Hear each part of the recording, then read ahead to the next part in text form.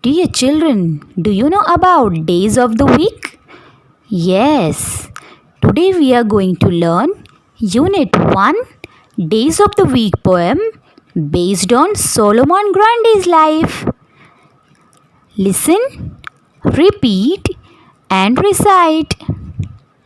Solomon Grundy born on a Monday. Solomon Grundy born on a Monday. Solomon Grundy born on a Monday.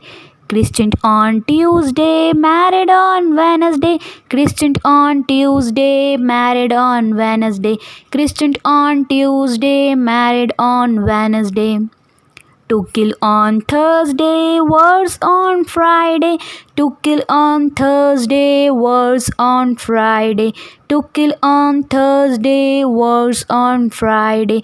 Died on Saturday, buried on Sunday. Died on Saturday, buried on Sunday. Died on Saturday, buried on Sunday. That was the end of Solomon Grundy. That was the end of Solomon Grundy. That was the end of Solomon Grundy. Thank you, everyone.